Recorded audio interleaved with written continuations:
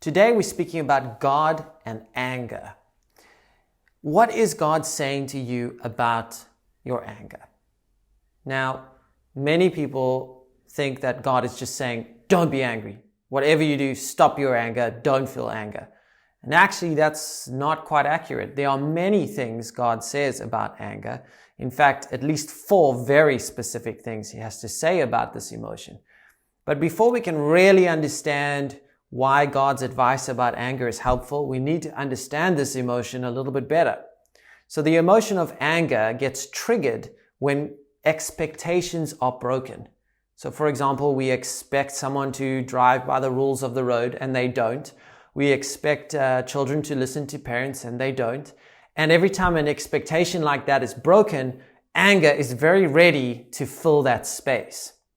Anger's core advice in those moments is do something about this. Do something to rectify or correct the broken expectation.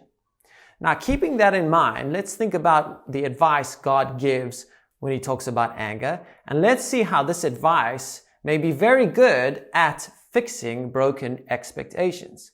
So there are at least 4 very clear things God says about anger. And we're going to look at that. He says in James 1:19 that we must be slow to anger. He says in Ephesians 4:26, when we get angry, don't sin. In Proverbs 15:1, he says, be gentle when you're angry. And again in Ephesians 4:26, he says, get over your anger once you've expressed it. Now just think about this for a moment. Notice how God's word is teaching you how to do anger. He's not saying don't be angry. He's saying do anger this way. Be slow to get angry. Be gentle when you are angry. Don't sin when you're feeling anger. And then once you've expressed it, then move on from the angry experience. If you follow that advice when it comes to anger, you will be able to naturally release some of those feelings, but you'll do it in such a way that the person to whom you're being angry with is more likely to rectify the broken expectations they have. I always remember something a supervisor would say to us about anger.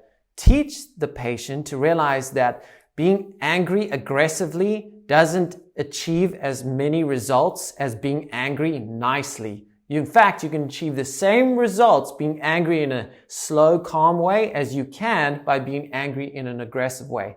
And essentially, this is what God is teaching us about our anger.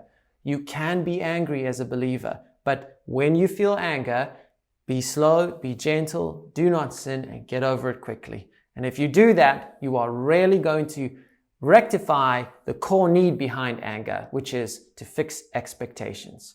Remember this week, you're highly favored and you're deeply loved.